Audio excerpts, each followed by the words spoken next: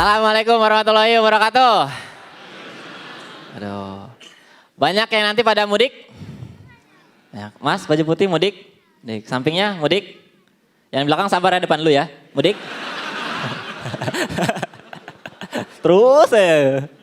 Gua nggak mudik Gua tuh tahu info mudik cuma dari TV gitu. Dan yang gua lihat orang-orang tuh yang pada berangkat mudik, khususnya kendaraan roda 2, banyak yang kesan memaksa gitu. Kayak gue pernah lihat ada orang tuh mau mudik goncengannya bertiga itu kan aduh. Yang bikin kesel tuh kalau misalnya ada orang tua gitu, bapak-bapak di belakangnya ada ibunya terus tengahnya ada anak kecil, pernah lihat gak? Anak kecilnya tuh berdiri ya. Entah kenapa selalu berdiri gak pernah duduk gitu. Gue curiga jangan-jangan karena gak ikut patungan bensin itu. Wah elah. Dere. Manja banget. Tapi ya meskipun gue gak mudik tapi gue ngerasain efek dari mudik. Salah satunya di jalan raya gitu. Kalau lagi nggak musim mudik tuh ya kampung gue sama kayak Jakarta macet. Dan macetnya tuh bikin kesel gitu. Bikin gue hafal nama-nama mobil mewah yang gak mampu gue beli kan kesel ya. Kesel loh itu. Kalau lagi mudik itu jalan tuh sepi gitu. Gue kalau lagi naik motor tuh bisa ngebut-ngebut aja. Cuman ternyata sesepi-sepinya jalan masih ada aja orang yang ngeselin. Kayak waktu itu gue lagi ngebut-ngebutnya jalan nih terus ada bocah kecil nyebrang sembarangan.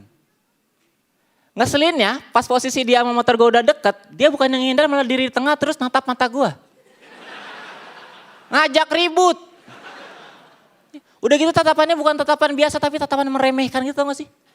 Jadi pas dia natap gue alisnya tuh gak kompak, yang satu naik yang satu enggak. Gue gak tahu kenapa yang satu gak naik, mungkin rapotnya merah ya.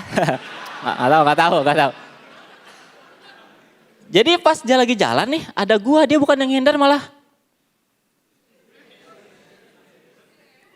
Itu kalau di sinetron mungkin udah ada voice overnya ya. Suara hatinya kedengeran gitu. Jadi pas dia lagi jalan.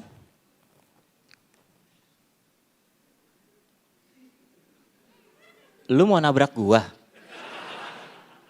Gua gak takut. Kata bokap gua ini kan punya kekuatan gerhana. Dan saat ini bakal gue jajal kekuatan itu. Brak, ketabrak. Ya habis posisi kita udah deket, dia dialog sepanjang itu ketabrak lah. Cuma sebagai orang yang ngerasa bertanggung jawab, akhirnya waktu itu gue bawa dia ke rumah sakit. Di rumah sakit pas bokapnya datang ngejenguk, gue kira gue bakal diomelin, gak taunya enggak, bocahnya yang diomelin. Bokapnya di luar nenteng-nenteng sapu ngomel-ngomel ke anaknya. Udah gue bilangin jangan main di jalan, masih aja main di jalan, dasar bandel lu Mastur. Namanya Mastur ya, Mastur. Udah gue bilangin jangan main di jalan, masih aja main di jalan lu, gak ikut lebaran kan lu. Abis diomelin bukannya dia malah ngeluh gitu. Pah, katanya aku punya kekuatan gerhana. Mana? Kok aku coba gak bisa? Bapaknya malah makin marah. Iya lu emang punya kekuatan gerhana tapi gerhana bulan ngapain coba siang-siang Mas Tur? Terus gue sama dokter di pojok, dok gila ya? Iya tinggal aja. Coba itu kejadian lama gitu beberapa tahun yang lalu. Kemarin juga gue sempat ketemu lagi tuh sama si Mas Tur di jalan. Pulang taraweh. Cuma sekarang dia udah gede, udah bener gitu. Dia kalau jalan tuh nggak sembarangan lagi, nengok kanan kiri dulu baru nyebrang.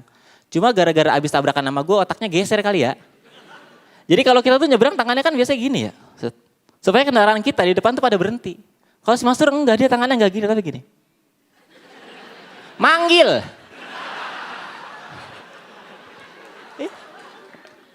Itu mungkin dalam hatinya, ayo tabrak gue. Gue udah kuat. Ini udah malam, no ada bulan. Ayo. Terima kasih, gue Ridwan. Selamat malam. Sekali lagi tepuk tangan buat Ridwan Remin. Bogor, mana suaranya Bogor? Wah rame juga ya. Bang Ridwan kalau mudik emang kemana? Ke Bogor. Oh ke Bogor. Emang orang Bogor asli? Ke Bogor doang. Pantes gak mudik ya. Pantes gak mudik ya, oke. Langsung kita dengerin komen dari Pak De Indro. Yang di depan dulu ya. Materi yang kamu bawain itu familiar banget sama kita. Itu yang membuat kamu selalu sukses di sana ya. Karena apa? Karena semuanya dekat dengan kita. Tanpa kita sadari, kita semua pernah ngalamin itu. Walaupun nggak terpikir bahwa itu akhirnya bisa dibawakan di atas sana kayak gitu ya. Jadi itu yang membuat kamu selalu oke banget. Dan itu yang terjadi juga tadi. Dan itulah kelebihan kamu. Dan di akhirnya juga tadi oke banget. Oke, bisa membuat penonton yang keren. Itu di awal tadi kompor gas. Terima kasih. Kemudian di kedua banyak sekali hal yang juga kamu tambahkan di situ, kreatif banget. Walaupun aku yakin itu juga rapih ya, aku pengen yakinin aja. Soal yang tadi kamu tulis nggak tuh? Yang mana? Kamu tulis, yang nyapa penonton, Mbak yang baju putih, Disiapin. mudik sebelahnya mudik, yang belakang tunggu ya, bentar ya. Itu kamu tulis. Disiapin. Bayangin ya. Betapa kamu setia betul, betapa kamu nulis banget, dan saya terasa gitu bahwa ini rapih banget. Saya pikir itu aja, dan kompor gas. Terima kasih. Hampir sama kayak Mamat ya. Betul, di dua dua kompor penampilannya gas, mendapatkan kompor gas. Berikutnya silakan Bang Panji. Ya, kita bisa dengan mudah menyimpulkan, atau gua setidaknya ya sebagai juri menyimpulkan bahwa yang putaran kedua nggak sebaik yang putaran pertama. Yang putaran pertama tuh solid banget. Gua bahkan nulis di putaran pertama lu adalah yang terbaik. Lu menangin putaran pertama. Putaran kedua gua nggak terlalu yakin, walaupun jeleknya Remin masih bagus ya. Jadi ketika lu ngedip tuh masih di atas lah. Poin gua gini, gua sadar tadi Pak Calon tuh ngomong sesuatu yang benar, bahwa komika-komika season 7 ini selama beberapa minggu berturut-turut diminta untuk manggung dengan kondisi yang sangat padat. Oke. Dan itu adalah tekanan tentu. Tapi gue mau bilang, percaya sama gue, tekanan kompetisi nggak ada apa-apanya sama tekanan dunia profesi. Jadi untuk semua komika, gue tahu kalau di benak lu bilang, gimana lu berharap gue bagus, gue manggung 2 malam berturut-turut. Gak usah cemen jadi komika. Kalau lu ngeluh, di industri ini bukan tempat untuk lu. Makanya gue apresiasi Ridwan Remin 2 putaran manggung dengan sangat-sangat baik. Gak ada alasan untuk orang-orang lain. Ya, thank you. Berikutnya silakan Calon Tong. Udah siap-siap penonton. Enggak nulis apa-apa sih. Ngapain pakai kacamata? Pakai kacamata. Cek. Gue lagi mikir, gue nggak usah pakai kacamata, lihat polos banget itu kertas. Mungkin dia mikir tulisannya kecil banget kali. Pakai kacamata. Oh di bawahnya. Oh ada. Tutupan. Perlu banget cuma nipu gue kayaknya ini. Itu juga tulisannya juga cuma tanda tangan. Iya.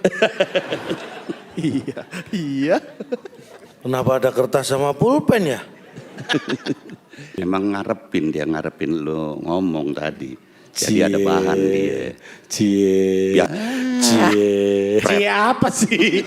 Lu tuh cie apa? Tuh kan ditanggepin. Orang gila. Jadi intinya kalau saya melihat seperti ini.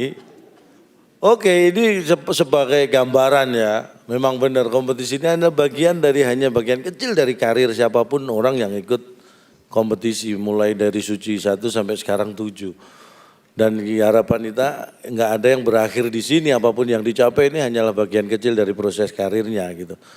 Tantangan ke depan jauh lebih besar. Dan Anda harus membuktikan di sana. Tapi bahwa saya melihat Mamat dan Ridwan itu punya sesuatu lebih daripada Dani dan Beler. Deswin. Dani dan Beler. Sorry. Nggak fokus. Satu orang. Sorry. Daswin dan Fakih. Satu juga itu, Ca. Satu orang. Satu orang dan juga. Deswin dong. Kan yang satu udah kamu sebutin. Kan aku tinggal nyebutin satunya. Iya. Gimana sih? Lah iya. Artinya apa? Kelebihan itu sebenarnya tidak terlihat ketika Anda tidak bisa memanfaatkan. Semua orang diberi kelebihan. Tetapi ketika orang bisa melihat kamu punya kelebihan berarti kamu bisa memanfaatkan kelebihan kamu. Paham ya? Jadi intinya itu. 4 besar Anda semua punya kelebihan sebenarnya. Anda punya kemampuan yang luar biasa. Tetapi siapa yang paling maksimal bisa memanfaatkan kelebihannya, dialah yang akan memenangkan itu. Dan pegang itu, pelajari itu baik-baik, mudah-mudahan kalian bisa memanfaatkan secara maksimal kelebihan Anda masing-masing. Very good job. Terima kasih.